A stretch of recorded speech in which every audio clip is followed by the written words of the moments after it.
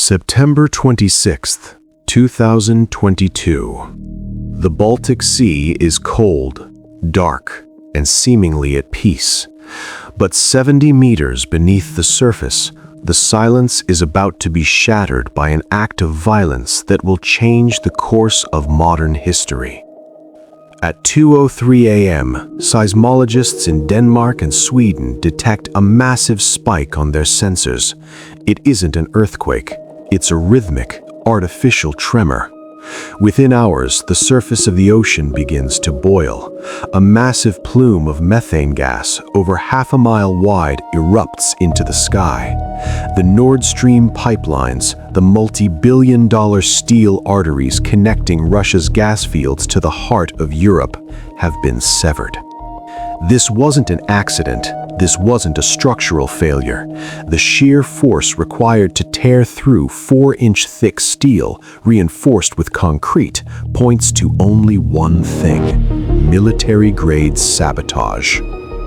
In the hours following the blast, the world stood still.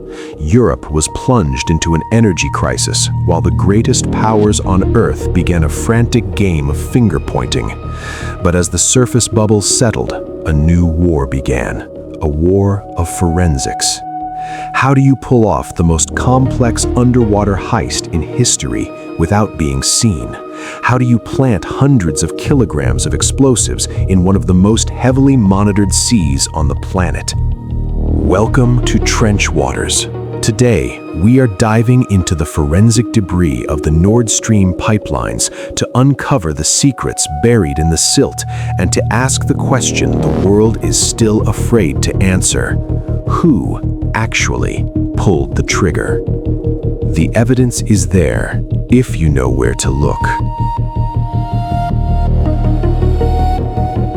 When the first investigators arrived at the blast site, they weren't looking at a crime scene, they were looking at a battlefield. The Baltic Sea is shallow compared to the abyss, but its floor is a graveyard of unexploded ordnance from 2 world wars.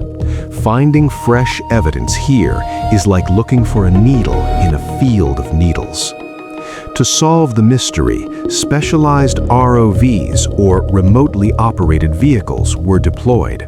These underwater robots, equipped with high-definition cameras and multi-beam sonar, descended into the methane-clouded water. What they found was staggering. The steel pipes, designed to withstand the internal pressure of 220 bars, had been shredded. Massive sections of the pipeline, weighing hundreds of tons, were simply gone, vaporized by the intensity of the heat. Forensic analysts focused on the deformation of the metal. If the pipe had burst from the inside, the steel would have bent outward like a flower blooming. But the edges were bent inward. This was the smoking gun. It confirmed that an external shaped charge had been placed directly against the concrete coating. But there was another clue hidden in the silt. High-resolution sonar mapping revealed crater patterns on the seabed. By analyzing the size of these craters, experts estimated that nearly 500 kilograms of military explosives were used at each blast site. This wasn't the work of a rogue diver or a small amateur group. This required deep-sea logistics, specialized heavy lifting equipment, and a sophisticated understanding of underwater demolition. The forensic data painted a clear picture. Whoever did this had access to the world's most advanced naval technology. They didn't just want to stop the gas, they wanted to ensure these pipes could never be repaired again. But as the physical evidence grew, the digital trail began to lead somewhere even more mysterious. In the modern age, every ship at sea leaves a digital footprint. It's called AIS, the Automatic Identification System. It broadcasts a vessel's position, speed, and identity to the world. But in the days leading up to the Nord Stream sabotage, the digital map of the Baltic Sea developed a series of blind spots. independent investigators and satellite intelligence firms began to notice a pattern. Several large vessels, appearing to be commercial ships, suddenly went dark. They switched off their transponders as they entered the waters above the pipelines. These are what intelligence agencies call ghost ships. But you can't hide from the eye in the sky. High-resolution radar satellites, which can see through clouds and darkness, captured shapes that weren't supposed to be there. Two large vessels, over 90 meters long, were spotted loitering directly over the blast sites just days before the tremor. They had no names, no flags, and no digital signal. Further investigation into dark fleet activity revealed even more disturbing data.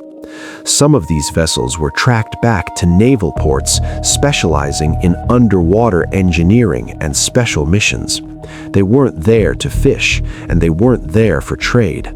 They were part of a coordinated shadow operation. The digital trail suggests a game of cat and mouse, where submersibles were likely launched from these motherships to place the shaped charges with surgical precision. The physical evidence told us what happened. The digital evidence told us how it was hidden. Now we must look at the prime suspects to find out why. In the aftermath of the blast, the question wasn't if it was sabotage, but who had the motive, the means, and the opportunity. As investigations by Sweden, Denmark, and Germany progressed, three distinct theories emerged, each more complex than the last. The first theory focuses on the Andromeda, a 15-meter sailing yacht. German investigators traced a trail of DNA and explosive residues back to this small vessel, allegedly rented by a pro-Ukrainian group. But experts are skeptical. Could a small crew on a wooden yacht really transport and deploy half a ton of military explosives 70 meters down in perfect formation? Many believe the Andromeda was a red herring, a deliberate distraction. Then we look to the east. The Russian theory suggests a false flag operation. Intelligence reports highlighted the presence of SS-750 salvage vessels equipped with specialized mini-subs in the vicinity days before the explosion. The motive? To create an energy crisis in Europe and signal that no underwater infrastructure is safe. But Russia points the finger right back at the West. The third theory focuses on the United States and its allies. Just months before the blast, President Biden famously stated that if Russia invaded Ukraine, Nord Stream 2 would no longer exist. The U.S. had the most to gain strategically, permanently severing the energy tie between Russia and Germany and forcing Europe to rely on American LNG. The Baltic Sea is a NATO-controlled lake. For a massive operation like this to happen without NATO detecting it suggests a level of state-sponsored sophistication that few nations possess. The truth is, we may never see a courtroom trial for Nord Stream. The evidence is scattered in the deep, protected by national security laws and geopolitical silence. In the world of trench waters, some secrets are designed to stay buried. As we look at the wreckage, we have to realize the target wasn't just a pipe, it was the security of the entire modern world. The bubbles in the Baltic Sea have long since settled, but the ripples of the Nord Stream sabotage are still being felt in every naval command center on Earth. We have entered a new and terrifying era of infrastructure terror. The target is no longer just the military, it is the very foundation of modern life. Before September 2022, the world's underwater pipelines and cables were largely considered off-limits. They were the invisible veins of globalization. But Nord Stream proved that even the most massive, most protected structures can be deleted from the map in a single night. The vulnerability is staggering. There are over 1.4 million kilometers of fiber optic cables on the seafloor, carrying trillions of dollars in data. There are thousands of miles of gas and oil pipelines. And now, every nation is asking the same question: what is next? NATO has responded by creating a new undersea infrastructure coordination cell. Patrols have doubled and sensors are being laid across the seabed. But the ocean is too vast to guard every inch. The sabotage of Nord Stream was a proof of concept. It showed that a motivated actor with the right technology can paralyze a continent without ever firing a single bullet on land. As we look into the trench waters of the future, the threat is no longer a mystery, it is a reality. The sabotage of the world's biggest pipeline wasn't just an attack on energy, it was a message that the deep sea is no longer a safe sanctuary. The truth of Nord Stream may be buried under 70 meters of water and layers of government secrecy, but the lesson is clear. In the darkness of the deep, everything we depend on is a target.